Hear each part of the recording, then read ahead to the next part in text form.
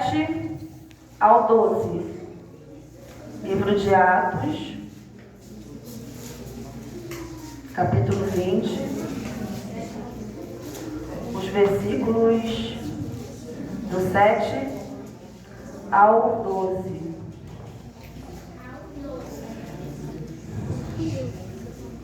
Aleluia. Glória a Jesus. Aleluia. Aleluia. Glória a Deus. Aleluia. Os irmãos encontraram? Digam amém? Amém.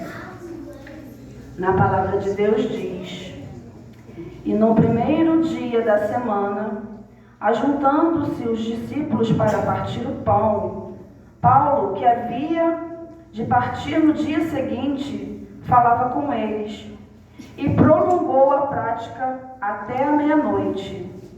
E havia muitas luzes no cenáculo onde estavam juntos. E estando um certo jovem, por nome Eutico, assentado numa janela, caiu do terceiro andar, tomado de um sono profundo que lhe sobreveio durante o extenso discurso de Paulo, e foi levado morto. Paulo, porém, descendo, inclinou-se sobre ele e, abraçando-o, disse: Não vos perturbeis, que a sua alma está nele. E subindo e partindo o pão e comendo, ainda lhes falou largamente até a alvorada, e assim partiu. E levaram vivo o jovem, e ficaram não pouco consolados. Os irmãos podem sentar em nome de Jesus. Irmãos, esse texto que acabamos de ler está relatando aqui que Paulo, creio eu que foi na sua terceira viagem missionária, ele esteve com seus discípulos e ali ele estava levando, a palavra do Senhor. Estava com um discurso e no texto diz que esse discurso ele se prolongou e havia naquele local um jovem de nome Eutico, assentado numa janela. Irmãos, eu quando eu comecei a meditar nessa palavra, e eu confesso que se eu já vi alguém falando sobre esse texto, eu realmente não me lembro. Então, quando eu li que ele estava sentado numa janela, me chamou a atenção, porque nós sabemos que ali Paulo estava falando do nosso Deus. Ele estava ali com os discípulos pregando a palavra de Deus. E aquele jovem estava sentado na janela. Isso já começou a falar comigo enquanto eu fui meditando, que quando eu comecei a visualizar aquele cenário, comecei a trazer à minha mente como seria aquele cenário. Aquele cenário poderia ser a gente poderia até comparar com esse cenário que nós estamos aqui. Porém, existiria uma janela e seria num lugar alto. E aquele jovem estava sentado na janela. Então, quando a gente pensa que uma pessoa está sentada na janela, aquelas janelas dão acesso para dentro do ambiente, assim como dá acesso para fora do ambiente. Então, na nossa visão, a gente já pode começar a entender que aquele jovem, ele estava meio dentro e meio fora. E aí isso já começou a me incomodar, Porque dessa prática desse jovem. Então, antes da gente mergulhar mesmo nessa palavra, eu gostaria que os irmãos visualizassem comigo essa cena. E eu já fui imaginando até o semblante daquele jovem, olhava para o que estava sendo pregado e olhava para o que estava acontecendo fora daquele ambiente. Então, ele estava, por momentos, com o seu corpo para dentro daquele ambiente, porém a sua mente passeava para fora. E aí eu começo já a imaginar que muitas das vezes pode ter alguém numa situação aqui dessa mesma forma. Ah, Raquel, mas aqui não tem uma janela, nem tampouco eu estou assentado nela. Mas de repente a gente está num ambiente, participando daquele ambiente, porém a nossa mente viaja para fora daquele ambiente. Pode ser que alguém tenha entrado por essas portas essa noite dessa forma. E aí, Deus já manda nos dizer e faz um convite. venha para dentro. Venha para dentro. Já é um convite que Deus vem a fazer conosco. E assim, hoje, o que acontecia? Como eu estava falando, Paulo estava ali pregando a palavra do Senhor. E ainda assim, havia alguém com a sua mente lá fora. E hoje, com essa rica oportunidade, eu estou aqui, fazendo a mesma coisa, com certeza não com a mesma excelência que Paulo fazia, mas também estou aqui trazendo uma mensagem do Senhor. Aleluia! Eu estou sob o papel aqui de mensageira do Senhor para os irmãos. E eu faço também o mesmo convite. Saia da janela. A janela não é um lugar para nem eu nem você permanecer e ficar. A janela, para quem está nos caminhos do Senhor, não é um local para que a gente venha a se sentir confortável. A Bíblia relata que, dado o momento, por conta talvez daquele sermão prolongado de Paulo, aquele jovem vem a cair. E também relata que ele veio a morrer. Quem relata esse livro de Atos foi o Dr. Lucas. Então acredito eu, ele escrevendo, foi dito na palavra de Deus que ele estava morto. E ele era um médico, então ninguém melhor do que atestar um óbito do que um médico, correto? Porém, o livro que também nos diz, a Bíblia nos diz também, que Paulo desceu, se inclinou sobre aquele jovem e disse que ali a sua alma ainda estava. Ou seja, ele havia morrido, está escrito. Eu não estou inventando aqui. Porém, o ato de Paulo vir a se inclinar e abraçou aquele jovem, já nos diz que a vida lhe foi devolvida. Aleluia! Então, a gente começar a meditar. Mesmo que assim, Paulo ele se prolongou, aqui está dizendo que ele foi até a meia-noite. E aquilo ele caiu num sono profundo e caiu. E aí o que acontece? Ele pode ter sentido sono, mas se ele estivesse do lado de dentro do templo totalmente, ele poderia cochilar, mas ele não cairia. Se ele estivesse totalmente, ou seja, com seu corpo e a sua mente dentro daquele lugar, ele poderia até cochilar, ele poderia dormir profundamente, mas ele não cairia, porque ele estava por completo naquele ambiente. E aí o texto relata que Paulo vai, inclina sobre ele, dá-lhe um abraço e ele volta a viver. E aí o que o Paulo faz? Ele se prolonga até a alvorada. A alvorada seria até amanhecer. E ali continuaram aquelas pessoas a ouvir Paulo. Então, essa noite Deus está te dando um abraço. Porque talvez você possa me dizer assim: Raquel, essa mensagem está chegando tarde demais, porque eu já caí, porque eu já morri espiritualmente. Mas o Espírito Santo de Deus está te dizendo que Ele está te abraçando e te trazendo novamente a vida. O Espírito de Deus está dizendo que Ele está te abraçando, Ele está se inclinando e te abraçando para te trazer novamente a vida. Porque, irmãos, vamos raciocinar comigo aqui. Esse ato de estar na janela quer dizer, como eu já disse aqui, que você está meio a meio. Você está metade dentro e metade fora.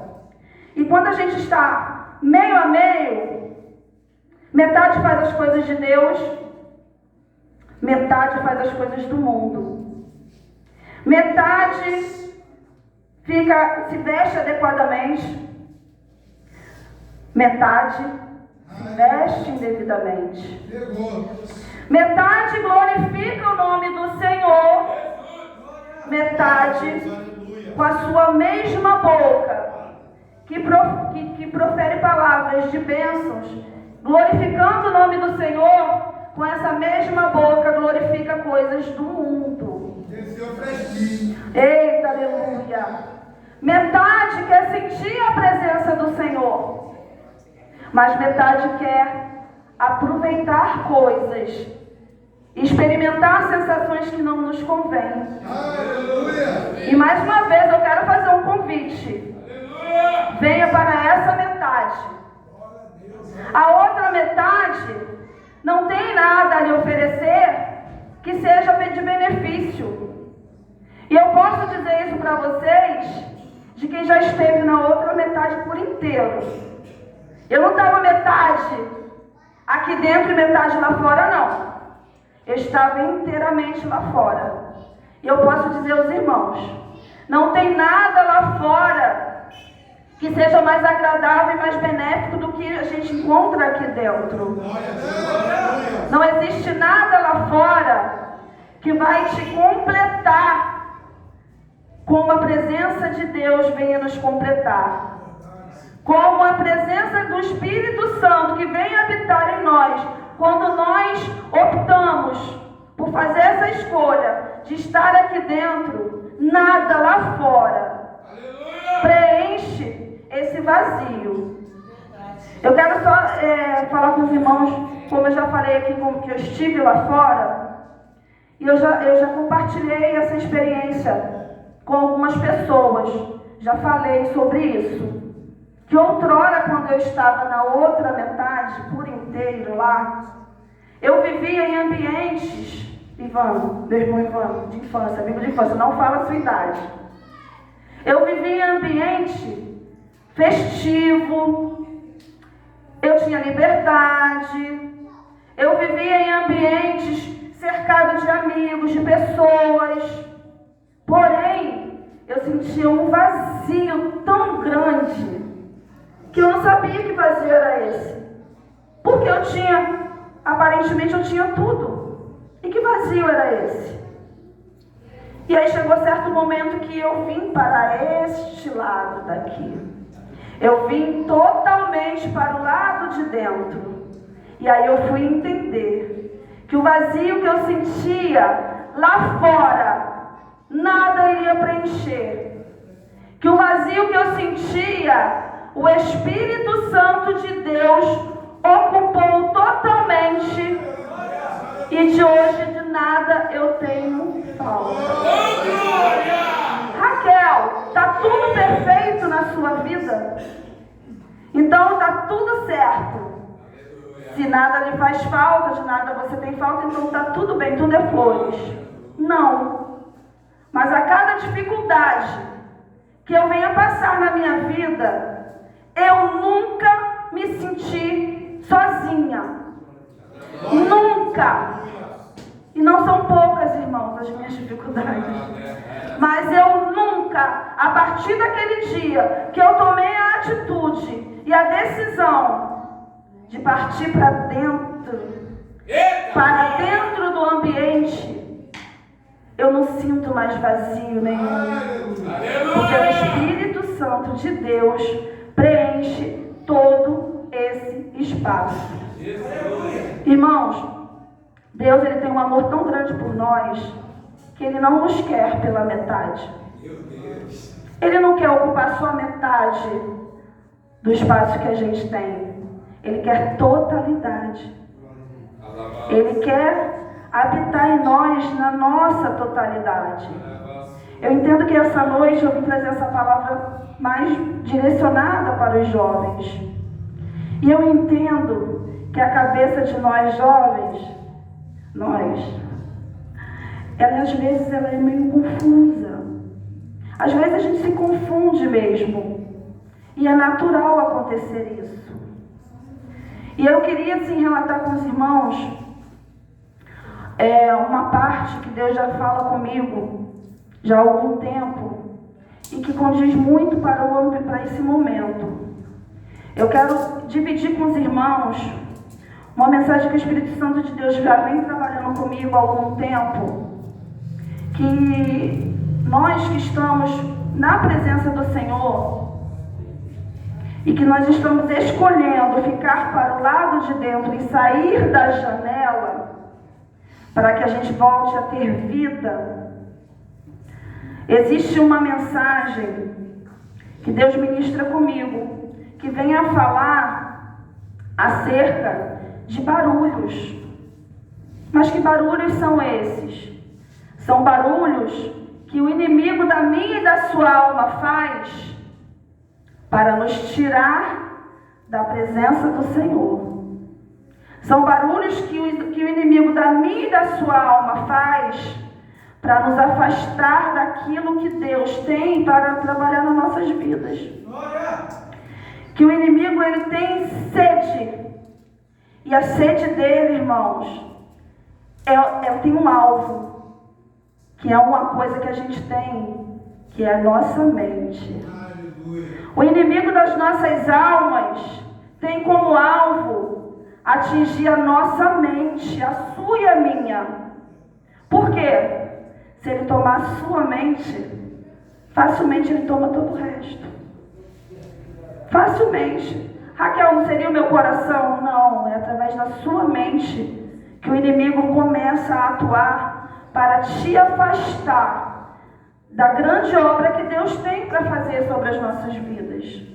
Às vezes, irmãos, nós deixamos o inimigo ter mais consciência da obra grandiosa que Deus tem para fazer na nossa vida do que nós mesmos. E por isso que nós somos alvos. Porque ele tem noção do que Deus tem para fazer na minha e na sua vida. Ele sabe o que Deus pode fazer na vida de cada um aqui. E ele vem trabalhando. E como eu falei, são barulhos. E ele trabalha de duas formas.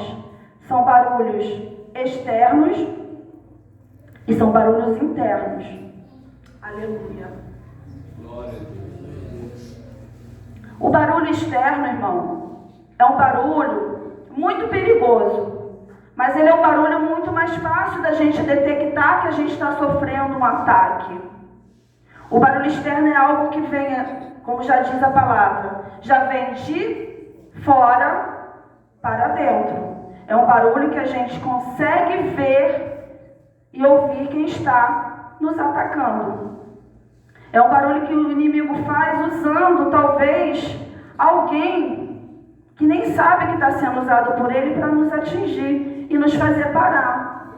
Por exemplo, a gente está fazendo a obra do Senhor e chega alguém e diz para a gente: você vai fazer isso?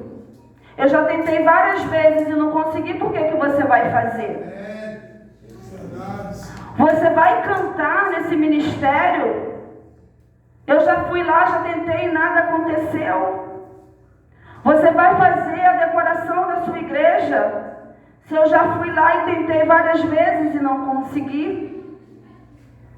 Talvez seja aquela irmã que diz: olha, aquela irmã está te olhando assim meio estranho, está torto.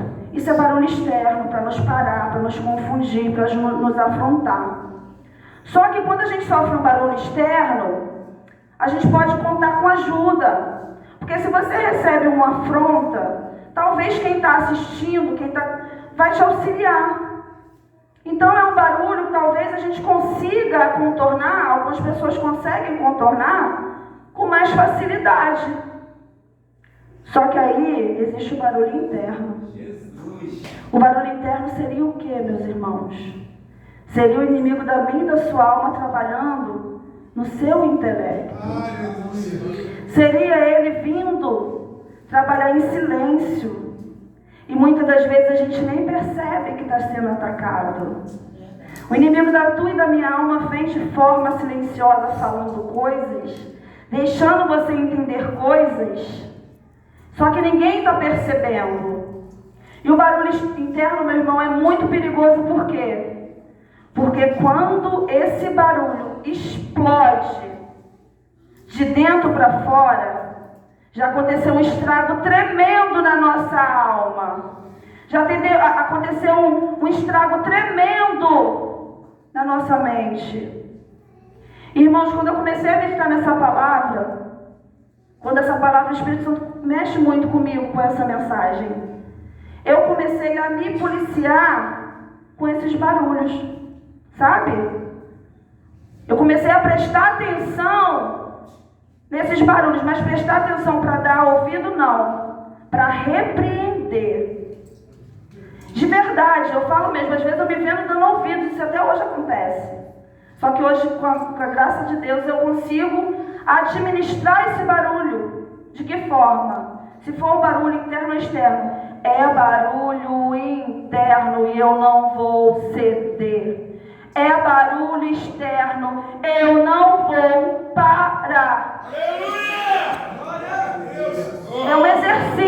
gente vai fazer? Esse barulho não vai me derrubar, esse barulho não vai me parar, esse barulho não vai fazer desistir, esse barulho não vai atrapalhar e nem atrasar a obra que o Senhor tem sobre a minha vida. Esse barulho não vai vir a me dizer que eu não posso fazer isso ou aquilo. Esse barulho não vai me deixar na janela, olhando para dentro e para fora, sem saber aonde eu estou. Entenda, irmão, quando você fica em cima do muro, eu já ouvi uma pessoa falando isso. Quando você fica sem escolher o lado que você está, na verdade você já escolheu o lado, que é o lado de fora. Quando você não sabe o que você fica ali esperando para ver o que vai acontecer, você na verdade não está do lado de dentro, você está do lado de fora. Então muitas das vezes a gente vai para o lado de fora e fica na janela querendo ver o que está acontecendo lá fora, porque a gente está dando ouvido a esses barulhos, porque a gente está dando ouvido a esses ataques.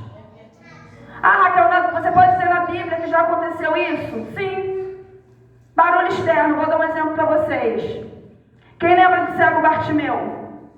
Quando Jesus passava e ele clamava: Jesus, filho de Davi, tenha misericórdia de mim. O que ele ouviu? Cala-te, fica quieto, você está atrapalhando. E o que ele fez? Jesus, filho de Davi, tenha misericórdia de mim. E as pessoas diziam: fica quieto, você está atrapalhando o mestre.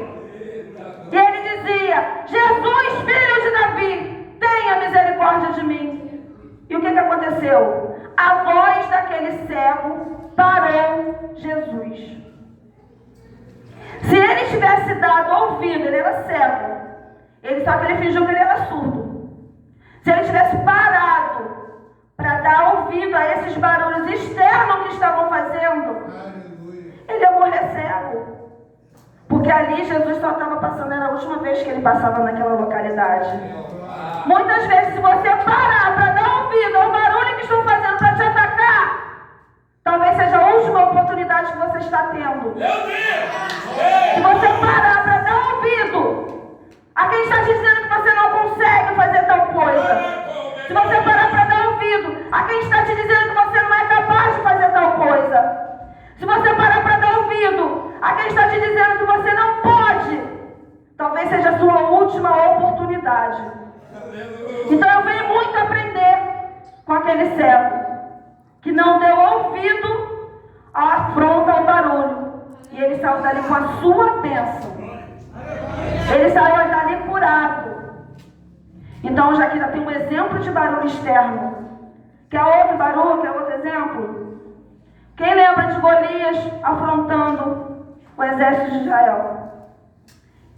Quem lembra? Ele ficou por 40 dias, por 3 vezes ao dia, afrontando aquele povo.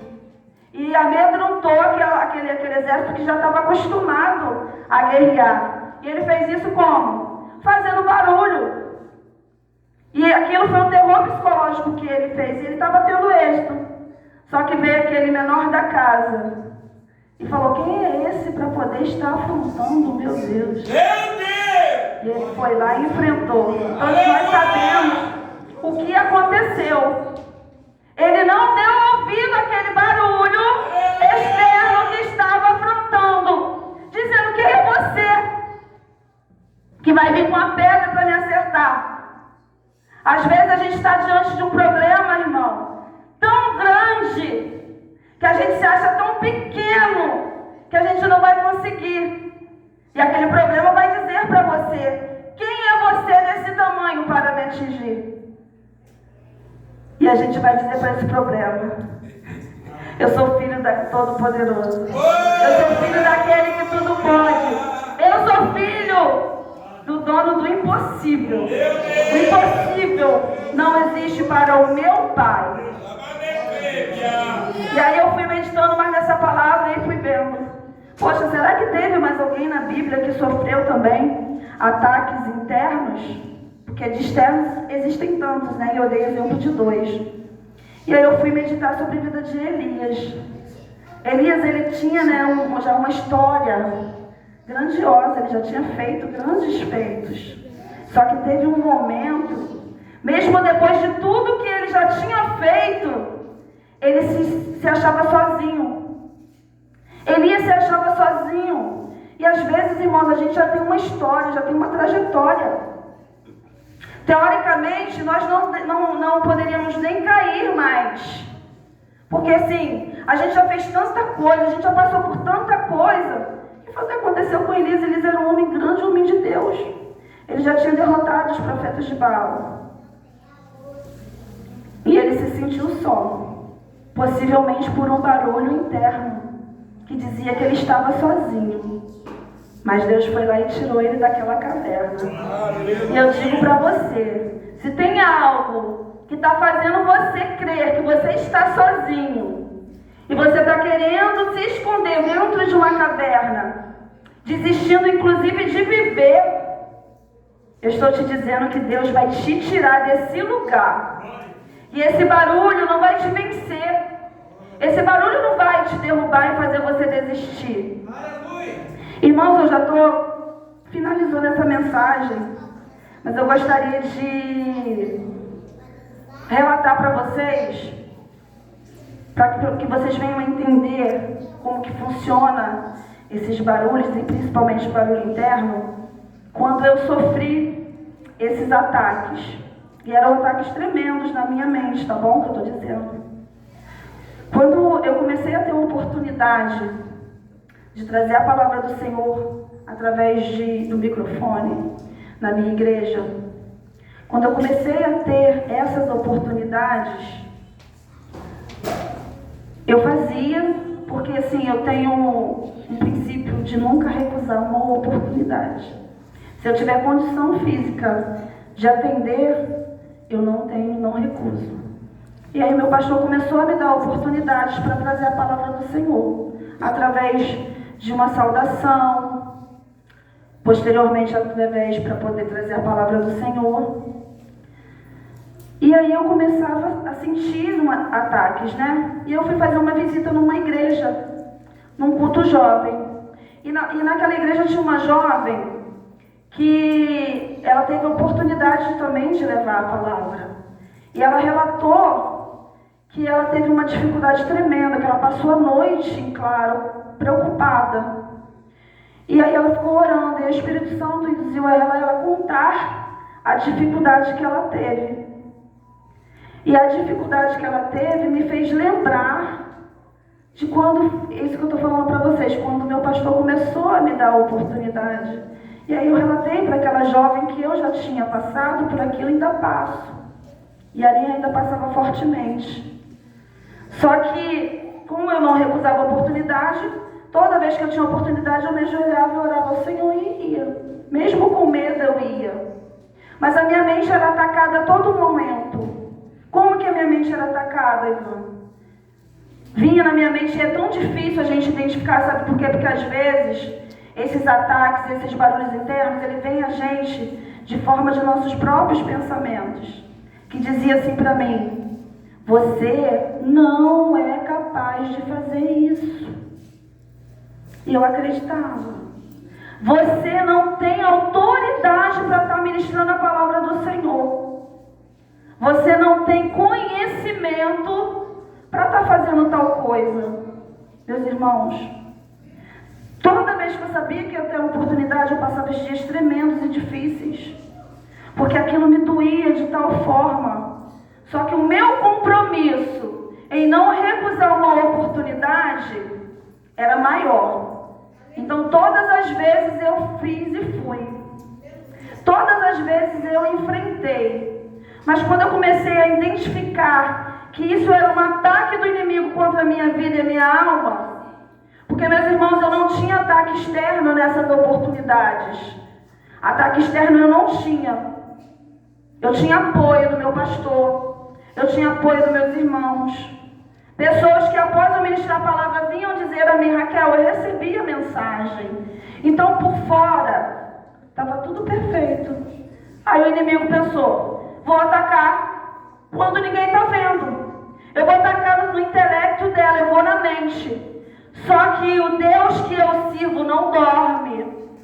E Ele me revestiu e me preparou para poder enfrentar. E hoje está dizendo a você que talvez possa estar passando por uma situação parecida, que pode estar passando por um ataque, que pode estar querendo ficar sentado naquela janela, decidindo o que vai fazer, porque não tem coragem, porque não tem firmeza. E eu quero dizer para vocês nessa noite, quando eu resolvi a enfrentar esses ataques e dizer: eu vou continuar a obra, eu vou continuar trazendo a palavra, eu vou continuar pregando a palavra do Senhor, sim. Não pelas minhas forças, mas pelas forças do Senhor, do Deus que eu sirvo, que vai nos sustentar e que vai me levar. Eu faço um convite aos irmãos, a partir desse dia, toda vez que você se pegar em oração, toda vez que você levantar a sua voz para orar, pela sua família, pelo seu emprego, pela sua casa, pelos seus irmãos, ora pela sua mente. Peça a Deus para que venha revestir-te de uma mente saudável, uma mente nova, para que você não tenha desejo de ficar do lado de fora e nem muito menos na janela. Que você venha entender que o chamado que Deus tem para a sua vida é tão grande que incomoda o inimigo. Irmão, ninguém taca pedra em árvore sem fruto. O inimigo não vai tacar pedra numa árvore que está lá do lado de fora, sem fruto. Ele vai tacar a árvore que está aqui dentro, cheia de fruto para poder dar. Ele não vai atacar quem está fazendo a vontade dele.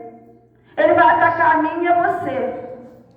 E eu quero que esses jovens coloquem no coração de vocês essa noite: revista suas mentes, porque as nossas mentes estão sendo bombardeadas todos os dias. Existem pessoas adoecendo dentro das igrejas e ninguém está vendo. Só que eu quero dizer para jovens de Deus nessa noite: guarde a sua mente para o Senhor. Não pense que dá para ficar meio a meio. Não pense que dá para ficar meio a meio, aquilo que eu falei. Metade faz as coisas do mundo, metade faz as coisas da igreja. Metade se veste bem, metade se veste indevidamente. Metade glorifica, metade profere palavras, fala palavrão. Ah, eu não estou dentro da igreja. Solta um palavrão, solta xingamento. Vai jogar um futebol, agride o colega com palavras. Irmãos, isso não é coisa de Deus, não. Quem está fazendo isso está fazendo metade, metade. Quem possui os frutos do Espírito não faz isso, não. Quem possui os frutos do Espírito não se rende a isso, não. Metade, metade não serve. Deus quer completo. Metade eu sou bênção, metade eu sou guerra. Na minha casa eu sou bênção, na minha igreja eu sou bênção, na minha escola eu sou treva.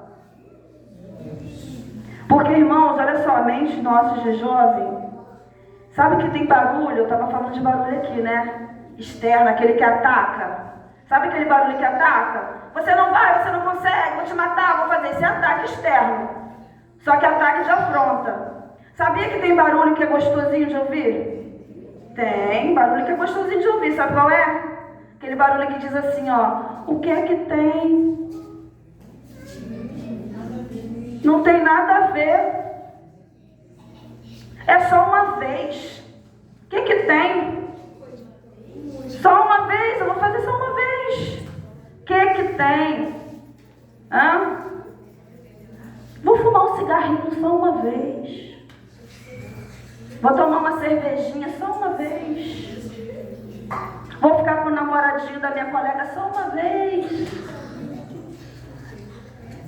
Vou olhar para a namoradinha do meu colega só uma vez. O que é que tem? Eu sou jovem, eu posso. E é isso, combina? E você está meio a meio. Meu filho, mas como é que foi o seu dia hoje? Mãe, foi uma bênção. A mãe não sabe. Desceu do ônibus antes do ponto. matou a aula. Fui jogar lá, na minha época era videogame, né? Fui jogar na casa do colega. O que tem? Eu estava lá na casa dele só, não tinha nem perigo. Ah, mãe, nem perigo tem. Aí eu perdi uma aula só, o que tem? Eu recupero depois. Quando você vai ver, você já perdeu uma aula, 2 aulas, 3 aulas, perde o ano.